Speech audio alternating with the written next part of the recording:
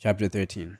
Knowledge through love. Love never faileth, but whether there be prophecies, they shall fail. Whether there be tongues, they shall cease. Whether there be knowledge, it shall vanish away.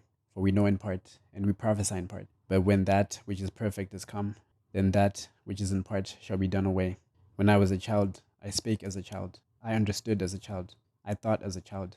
But when I became a man, I put away childish things. For now we see through a glass darkly, but then face to face. Now I know in part, but then I shall know, even as also I am known. 1 Corinthians 13, verses 8 to 12. Paul speaks in the famous words of our text of things which are in part, or as we should say today, fragmentary things, and of things which are perfect or complete.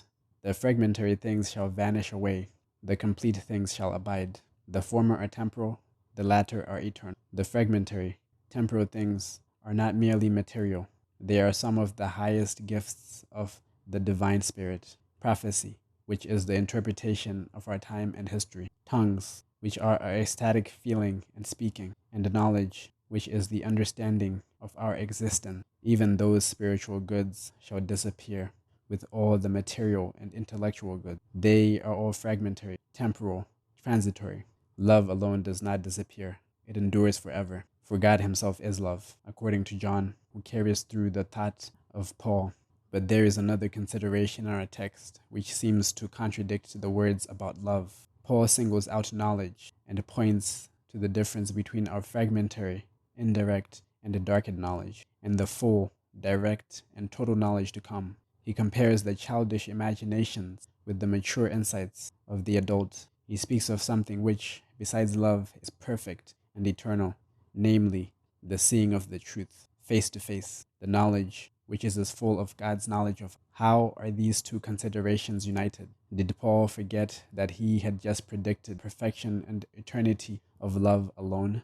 No, he did not forget, for he closes this part of his letter by re-emphasizing the abiding character of love as the greatest thing of all.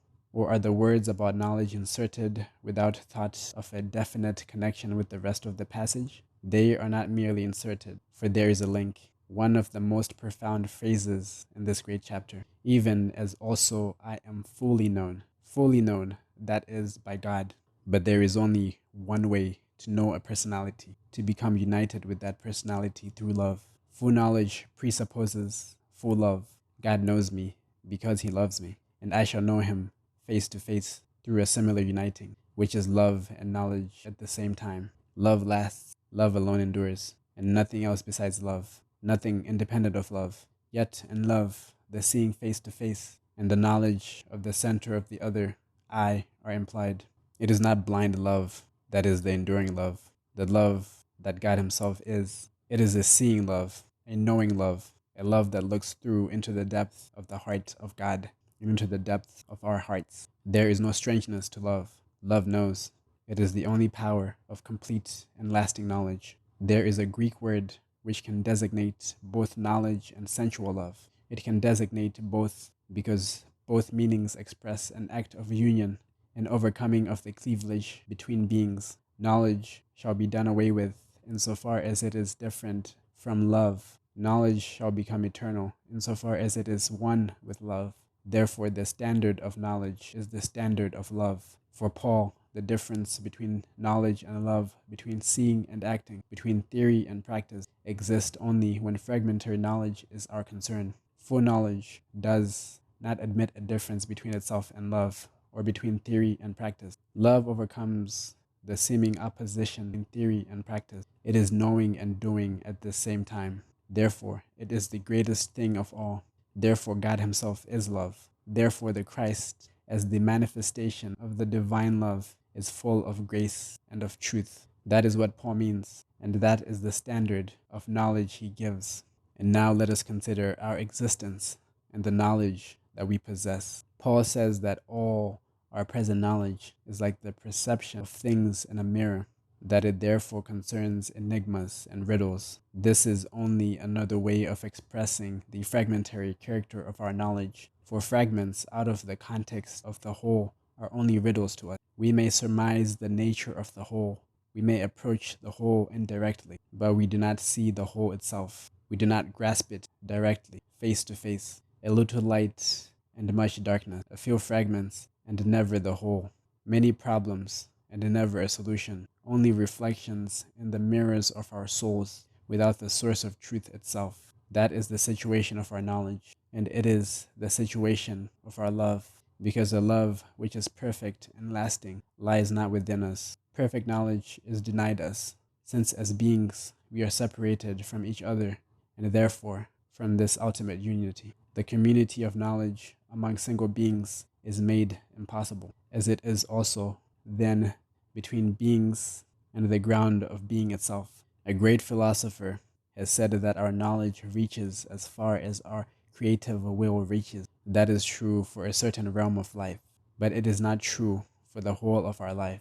The fact that our knowledge reaches as far as our uniting love reaches is valid for the whole of human existence. Mankind has always tried to decipher the puzzling fragments of life. That attempt is not just a matter for philosophers or prophets or wise men in all periods of history. It is a matter for everyone, for every man is a fragment himself. He is a riddle to himself, and the individual life of everyone else is an enigma to him, dark, puzzling, embarrassing, exciting, and torturing. Our very being is a continuous asking for the meaning of our being, a continuous attempt to decipher the enigma of our world and of our heart. Before children are adjusted to the conventional reactions of adults and have grown out of their creative individuality, they show the continuous asking, the urgent desire to decipher the riddles they see in the primitive mirror of their experience. The creative man, in all realms of life, is like a child who dares to inquire beyond the limits of conventional answers. He discovers the fragmentary character of all these answers, a character darkly and subconsciously felt by all men. He may destroy, by means of one fundamental question, a whole well-organized system of life and society, of ethic and religion. He may show that what people believed to be a whole is nothing but a fragment of a fragment. He may shake the certainty on which centuries lived by unearthing a riddle or an enigma in its very foundation. The misery of man lies in the fragmentary character of his life and knowledge. The greatness of man lies in his ability to know that his being is fragmentary and enigmatic. For man is able to be puzzled and to ask, to go beyond the fragments, seeking the perfect. Yet in being able to do so, he feels at the same time the tragedy implicit in his being, the tragedy of the riddle and the fragment. Man is subject, with all beings, to the law of vanity, but man alone is conscious of that law. He is therefore infinitely more miserable than all other beings in the servitude to that law. On the other hand, he is infinitely superior, because he alone knows that there is something beyond vanity and decay, beyond riddles and enigmas. This is felt by Paul when he says that the creation itself shall be delivered from the bondage of decay into the liberty of the glory of the children of God. Man is a fragment and a riddle to himself. The more he experiences and knows that fact, the more he is really man. Paul experienced the breakdown of a system of life and thought which he believed to be a whole, a perfect truth without riddle or gaps. He then found himself buried under the pieces of his knowledge and his morals. But Paul never tried again to build up a new comfortable house out of the pieces he realized always the fragments remain fragments, even if one attempts to reorganize them. The unity to which they belong lies beyond them. It is grasped through hope, but not face to face. How could Paul endure life as it lay in fragments? He endured it because the fragments bore a new meaning to him. The pictures in the mirror pointed to something new for him. They anticipated the perfect, the reality of love.